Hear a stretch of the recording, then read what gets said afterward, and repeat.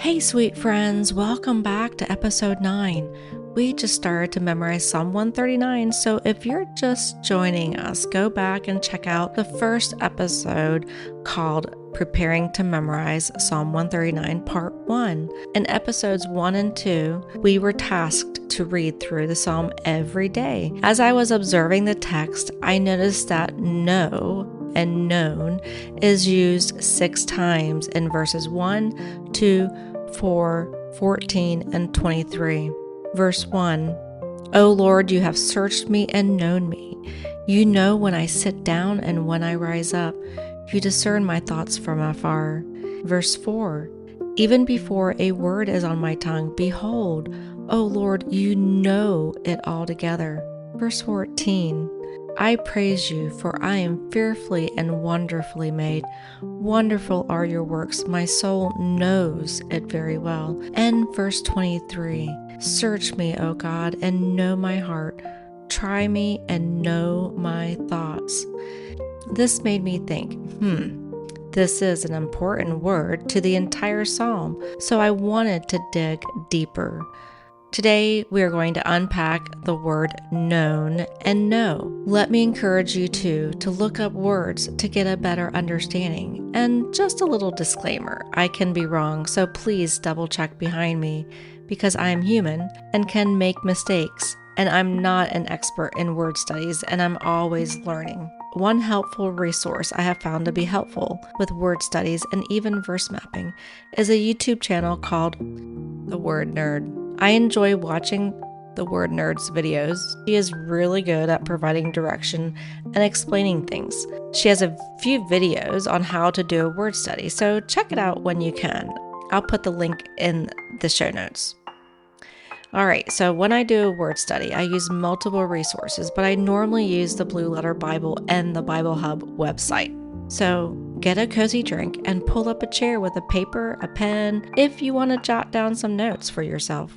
As I dug into this verse, I learned that know is Strong's number H3045. The H stands for Hebrew, and it is a verb and is pronounced yada.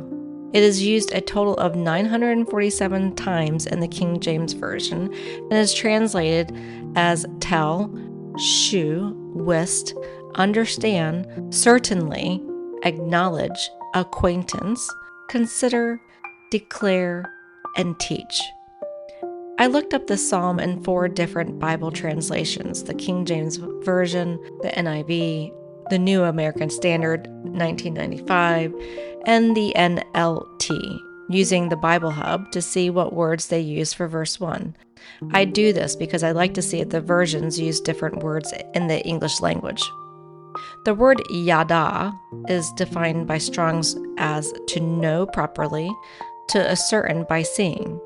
The Brown Driver Briggs lexicon describes the word as to know a person, to be acquainted with, knowing the heart, and the Webster Dictionary 1828 says that the word know is to perceive with certainty, to understand clearly, to have a clear and certain perception of truth, fact, or anything that actually exists. Listen for the word know in this verse from 1 Kings 8, verses 38 through 39, where Solomon is lifting his hands to the Lord after the ark enters the temple, which was a prayer of dedication. He says, "Then may whatever prayer or petition your people Israel make, each knowing his own afflictions and spreading out his hands toward this temple, be heard by you," which is God, "from heaven, your dwelling place, and may you forgive and act and repay each man according to all his ways, since you know his heart, for you alone know the hearts of all men, so that they may fear you all the days they live in the land that you gave to our fathers." Here are some other cross-references. Listen carefully. Jeremiah 17:10, I, the Lord, search the heart. I examine the mind to reward a man according to his way, by what his deeds deserve. Hebrews 4:13. Nothing in all creation is hidden from God's sight. Everything is uncovered and exposed before the eyes of him to whom we must give account. Proverbs 15:3. The eyes of the Lord are in every place, observing the evil and the good. 1 Samuel 16:7. But the Lord said to Samuel, do not consider his appearance or height, for I have rejected him. The Lord does not see as man does, for man sees the outward appearance, but the Lord sees the heart. Job 31:4. Does he not see my ways and count my every step? Matthew 10:30. And even the very hairs of your head are all numbered. And lastly, 1 Chronicles 28:9. As for you, Solomon my son, know the God of your father and serve him wholeheartedly and with a willing mind. For the Lord searches every heart and understands the intent of every thought. If you seek him, he will be found by you, but if you forsake him, he will reject you forever. Can we conclude that based on these verses, God knows everything about us? God's investigation is so thorough, it's like digging or boring into a rock, like silver being refined. Even the littlest, tiniest part that we don't even see. Listen to what the Bible Hub Study Bible says.